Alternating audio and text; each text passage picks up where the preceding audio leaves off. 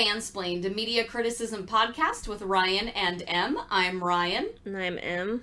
In this episode, we're continuing our CHIBI Moon Knight series of reactions for the Moon Knight episodes as they come out, sort of. We're a little late. We're a little behind. So this is going to be for episode 2 through 4, because yes. we're lagging a little behind. Mm-hmm. But hopefully this means we can get 5 and 6 out as they come out. Yes. And get back to schedule, and then we'll deep dive into this one as usual when we get to it. Yeah, we're thankfully caught up now. Yes. We mainlined like three 2 episodes all in one, and I usually feel when I binge watch stuff, I feel like I can keep track of the story a lot better when I do that. Yeah. I mean, I usually can. It's just and this is no one's exception. short enough that it's not that big of a deal, but this is no exception. Yeah. Especially because that's one of the things I want to open with is just how good the pacing is of this. Mm-hmm. Like, every episode is just jam-packed with information, plot points, bam, bam, bam. I mean, I felt very similar about Loki up until the very, very end.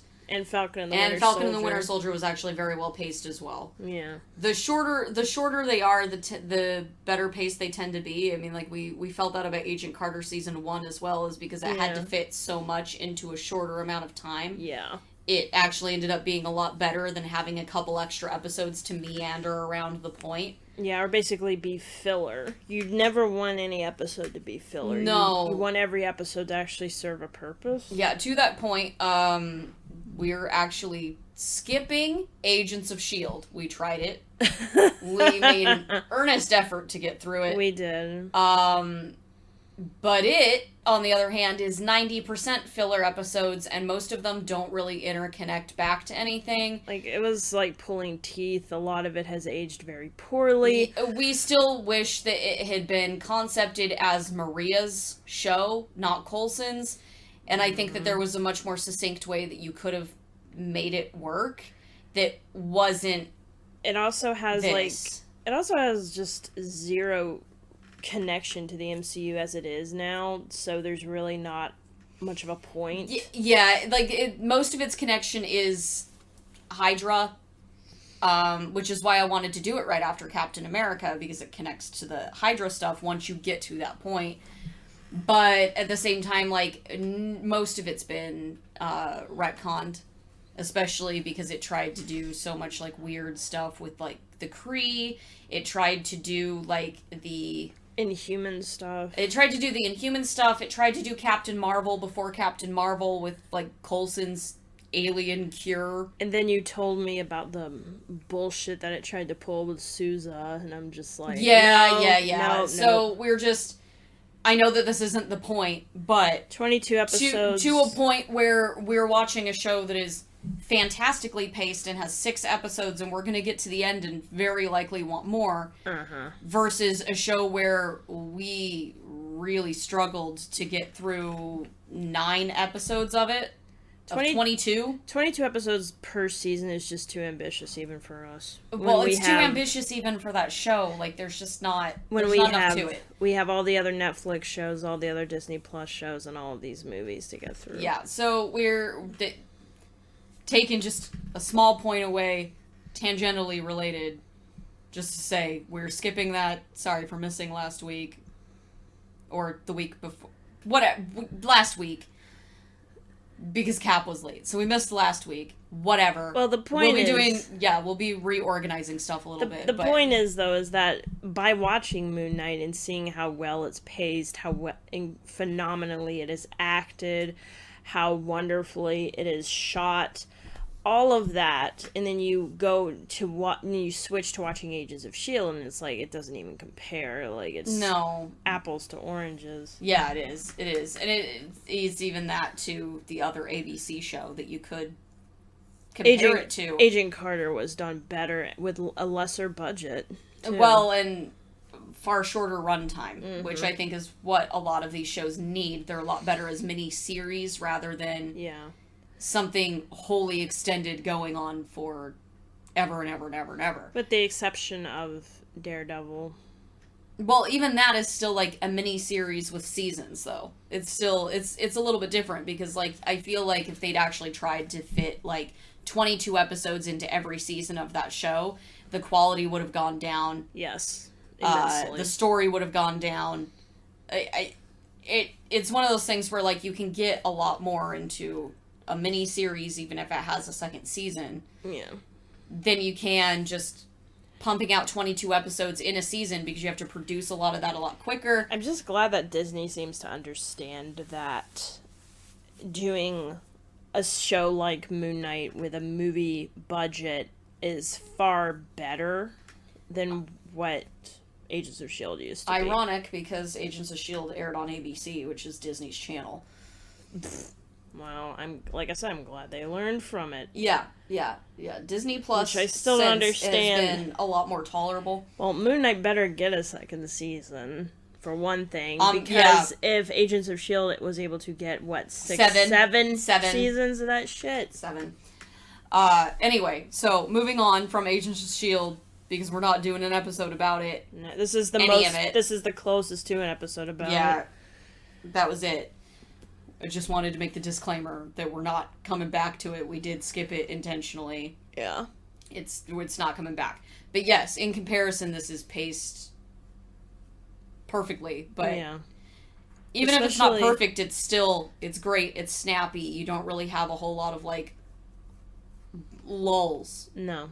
And what quiet moments there are, it's purely for characterization, and it still works. Yeah, well, and it's because you need a quiet moment, because otherwise you're just going to be like, okay, there's so much going on right now, I don't know. Bam. It's exactly. the action is very action-y, but it's not obnoxious about it. It's very well done, it's very well paced. Well, see, and I'd even compare it to Legion, which we'll get to later, which is an apt comparison because it's basically doing some of the stuff that Legion did. It's doing some of the same stuff Legion did. But again, there's another show that you drag it out too long and it just starts getting meandering off of nowhere, even though that first season is still choice. That first season is chef kiss, but I was really surprised that, like, I kind of knew from the trailers that we were going to get some kind of, like, an institution kind of moment. And the fact that they did, and it was just, I feel like I'm watching Legion again. I did. Absolutely. It really felt that way. Similar issue with the character.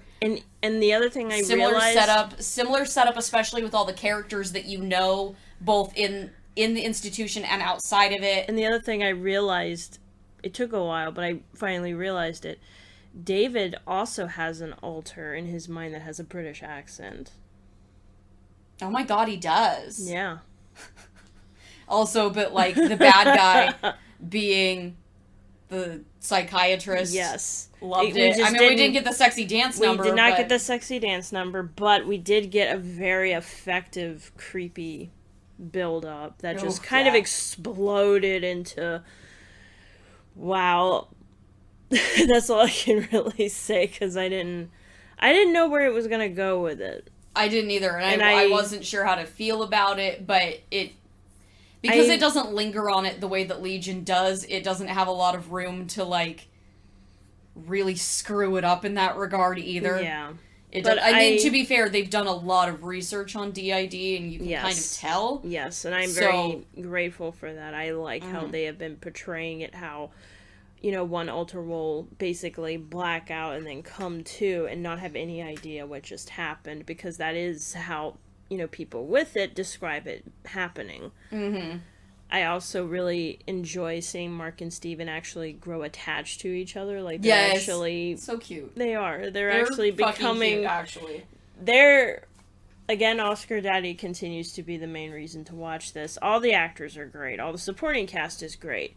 But Oscar Isaac is the reason to watch this, and his performance as the alters is the thing that's at the heart of this, the thing that carries it. I can't wait to see the new alter. Yeah. The one that I think I'm theorizing has to be in that black and red sarcophagus, which, at least, I'm no expert on ancient Egyptian anything, But to my knowledge, I don't think those were common colors for a sarcophagus. I looked it up and red was. But was red and black? I don't know. I couldn't really find anything about the color combo. Because I kept trying to, find, colors of sarcophaguses, because I tried to look this up. But the problem is that all you get when you search that is coloring books. Well, Steven would love those. I did a little bit of research into the goddess that pops up at the end, who may or may not have something to do with Hathor. It depends on where the show decides to go with it. I'm not 100% positive, because it could be an XP of that. It could be them bringing in somebody else. And the way that I was reading it is there's two main potentials for me, and this is theorizing. Obviously, we haven't seen it. We don't know. Either it's something related to Hathor directly, who is the lady who was trying to help out Mark / Khonshu. Who I think kind of has a thing for Khonshu. Yeah, a little bit. A little bit. Or it is one of the other gods that they've turned into statues. Oh. Because it wasn't one of the main gods that was in, their little And as we saw, meeting. At the end of one episode, they had a whole little gallery of people that they had attached or entombed in stone. Yeah, that's what I'm saying. It could be one of those gods, or it could be tiny little figurines. Yeah, they're very small figurines for trapping a whole ass god in one. Right. I guess even the ancient Egyptian gods are like, it's aesthetically pleasing. Yeah, if it's on a shelf and we like it this way, it's a Funko Pop. We got it. We got it at Pier 1. We got it at Funko. Oh. We got it at the Funko store. The Funko store. I was trying to say that Swedish store that I totally blanked. IKEA? Yes. No. I brain farted on IKEA. IKEA doesn't do a lot of accessories. They do mainly furniture. Yeah, that's what I mean. They got the shelf. Pier 1's more. They got the shelf at IKEA. Managed to put it together. Out of rocks. Because they had good galaxy brains to help them. Which apparently is what you need for one. But yeah, so I definitely enjoyed these. I was I had a moment over Gaspard Ulliel. Yeah, that was very upsetting. That was upsetting. Especially since, you could tell that he'd really bulked up for this. He had, man. He bulked up for this, and I remember the first time I really saw him was, I don't know how many of you guys are familiar with LiveJournal, but back in the day, I remember when they fan casted him as Edward Cullen. Twilight. Oh yeah, that. If you're familiar with the Twilight fandom, you're familiar with Gaspard Ulliel as Edward. At first, though, that's the first time I really saw him, but I never saw him in a movie until Hannibal Rising, and being such a fan of Silence of the Lambs, I didn't know how to feel about that movie in general. But just seeing him in this, also seeing him in I Love Paris. Mm-hmm. Or no, Paris, I Love You.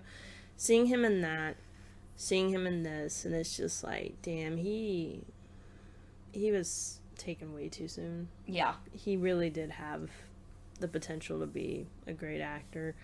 I'm sure he was a lot better in other roles I just haven't seen him in, but damn. Yeah. That was really upsetting, actually, to see him there. Yeah, he had the potential to break out into more of mainstream. Yeah. I would have loved to actually see him as a regular and in the MCU. That would have been really cool. Rad. That would have been rad. Connect him to the Collector a little bit. Yeah, because he was kind of like that. The Earth version of that. Mm-hmm. Yeah. But I did like that they dedicated that episode to him. Yeah. No, it was just really upsetting. I'm ugh! It was. It's gonna feel 20 times worse, too, when we get to Black Panther. Oh, God, it is. I mean, it was already difficult to hear him in What If. Yeah. Knowing that he was sick when he was doing that. No, stop! I know. He was. Well, I mean, he was sick even while filming Black Panther. He was going through actual treatment when he was doing Civil War, I believe. Oh, that's rough. And he still managed to go in that movie and be a total badass. Just crazy. But yeah, like I really appreciate all of the acting in this. We actually have a villain who's not like token Marvel boring Ethan Hawke. whatever villain. Ethan Hawke is stealing every scene he's in, and he's so good. I appreciate that. Also, I didn't expect to like Layla as much as I did because I really wasn't sure how to feel about her because of their track record with token girlfriend characters. Mm-hmm. But especially when she reminds me a lot of Layla from Assassin's Creed, who was like the replacement modern day character for like Desmond, because they got rid of Desmond at one point, and then Layla comes in and she's like the person who's in like the modern day going through all like the memory stuff. And she's also like an archaeologist or whatever. Layla in the game kind of irritates me a little bit. Mostly because I'm just like, just let me play the history part of the game. I don't care about the ancient aliens crap. I don't care. But I still don't care because I hate ancient aliens. Yes. Which is sometimes where some of this stuff goes, and I'm just like, That's basically what Stargate is, though. Yeah, but and you love that movie. Stargate doesn't do it in a way that I hate, though. By the way, Stargate, the first movie, the only thing you really need to watch. Great movie. Yeah.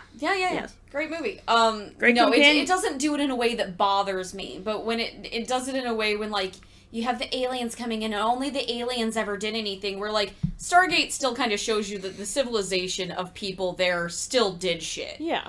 That's when I hate Ancient Aliens, when it's used as, like, a racist way to get around explaining why brown people were able to make architecture. Yeah. It could have possibly been these people because they were too stupid. Well, it has to be aliens. We don't have any record of, we don't have any record of, like, these ramps or whatever that were used. Yeah, probably because they were made out of wood and they don't exist anymore, bud. Yeah, well, we don't have a creation myth for any of Celtic mythology, but it still somehow exists.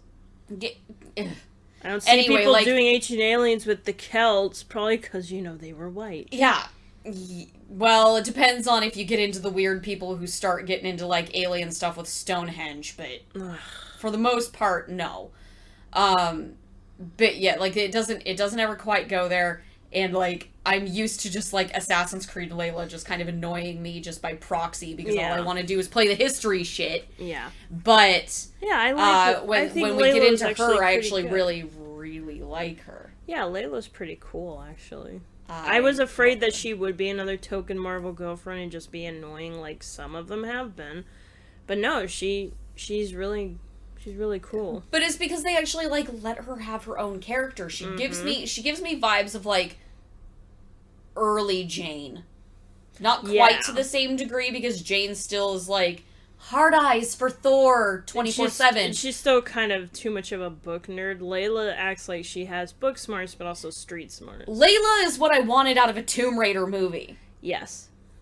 This is what I want out of a Tomb Raider movie. This right here. Yeah, the scene with her fighting the zombie, like, on the freaking cliffs there, was really peak horror movie action, and I'm okay with that. Yeah, and it's just give her a chainsaw and call her Ash, and she's gonna be good to go. Right? Like, it's expanding upon the part of Black Panther that I actually really like, which is addressing the deliberate, like, appropriation of stuff in museums. Yes. And the people directly affected by that. We also have, like, them actually shooting a modern Egypt that looks right, with the pyramids in the middle of the city.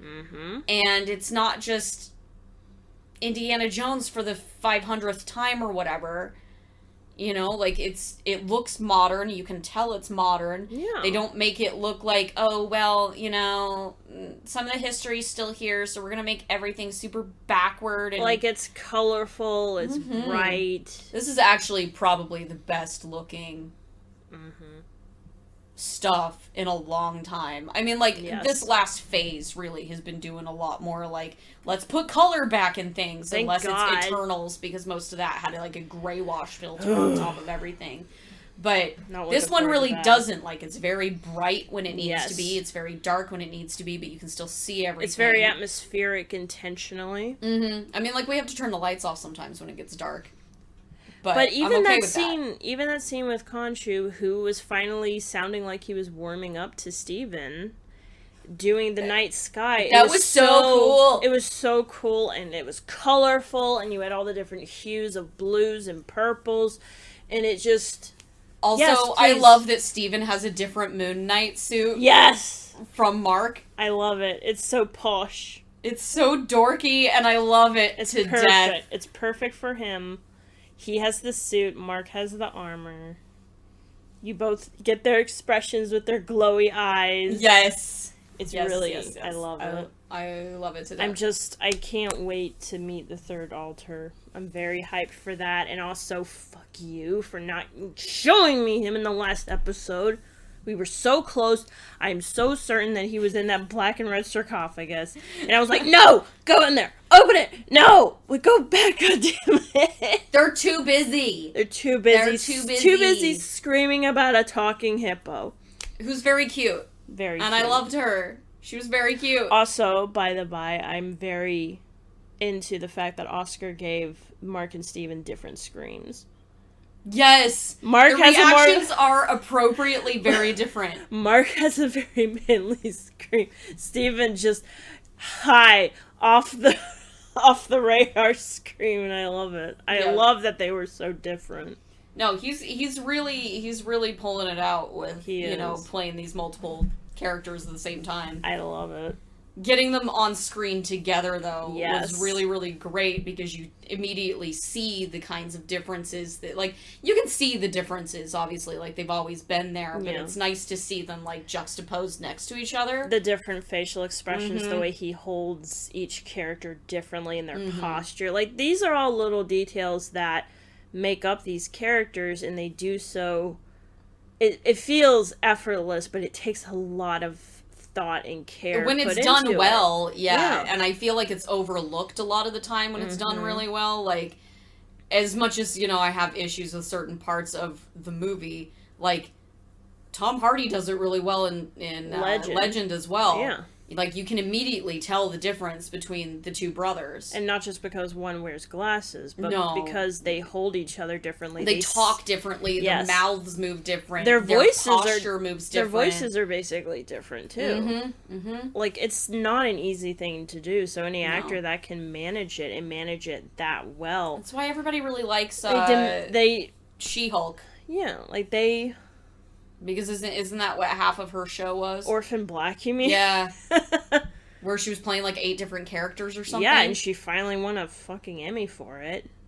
So anybody who manages to do that and play alternate personalities or completely different characters by the same actor, that deserves kudos. Yeah. Because, like, yeah, there are times when, like, it's done just to, just like, for... she was playing clones of herself. Yeah. Like, there are times in sitcom TV and stuff when it's done just as a gag or whatever, and no, it's not done that well. It's just, oh, look what we can do with the camera, right? I think it was like 5 or 6 characters she was playing. Yeah, I feel like the exaggeration was up to 8, but yeah, same thing. I think it gets overlooked a lot. Yes, it does. It's not nearly as easy as people think it is. No, and you notice it more when they're right on screen with each other. Yes. Because the differences are a lot more. And thank goodness special effects has gotten to the point to where it looked very seamless. Oh yeah, it was in that very episode. Nice. It was very, very nice. Yes.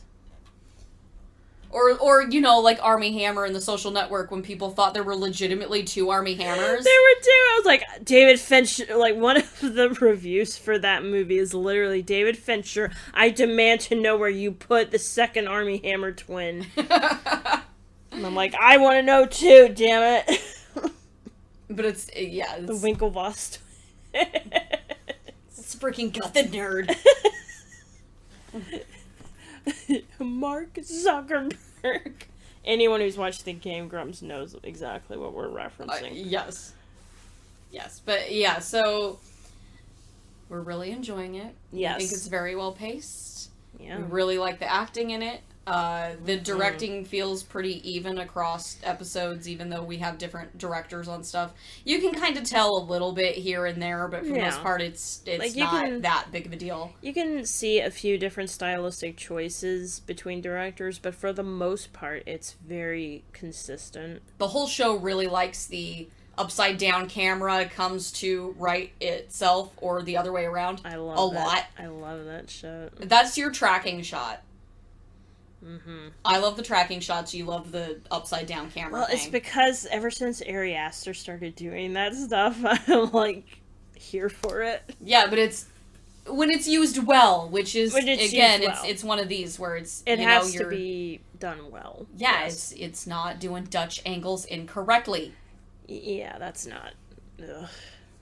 It's kind of like that, though. It has to be done for a very specific reason. We could go on forever about Dutch angles being done incorrectly. This show isn't one of them, though, so we couldn't go on forever about it tonight. But we do frequently watch stuff and say, a correct use of a Dutch angle. Yeah, yes, when it's done well, we notice it because we're so used to it done badly. Yes. Yeah. So we have to, sit and appreciate when it's being done well. Yes. Yes. And that's when you know that a director actually knows what they're doing, is when they use it correctly. And these directors are doing it all very, very well. Yeah. Yeah. And I really love the way everything looks. Yes, I commend them for it. All right. So thank you for listening to this mini episode of Fansplained. If you enjoy what we do, consider donating on Ko-fi. Everything we make goes back into the production quality of the show.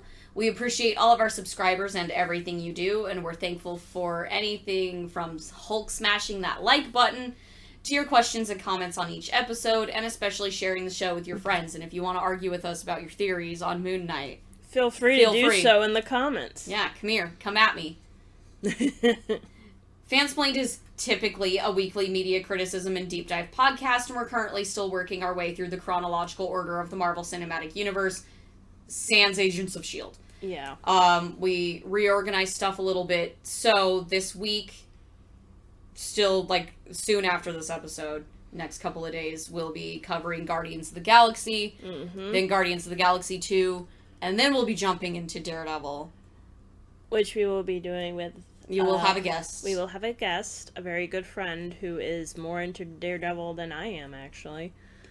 Mm-hmm. And we will also be covering Multiverse of Madness. When it comes out, yes. That will not be a deep dive. No, that's going to be one of these. Yeah, that's going to be more of a just pure reaction. It's going to be us screaming about the movie for better or worse. We don't know yet. Which, I mean, hey, there are plenty of dudes on YouTube that do that, so why not us? You know? You can find our updates here on YouTube as well as on Twitter and Ko-fi at Fansplained. If you want more of our conversations on the MCU and other fandoms, subscribe to our channel and hit the bell for new episode notifications. Until next time, Salt Shakers, this has been Ryan. And Em. With the Fansplained podcast. And we'll see you next episode. Bye.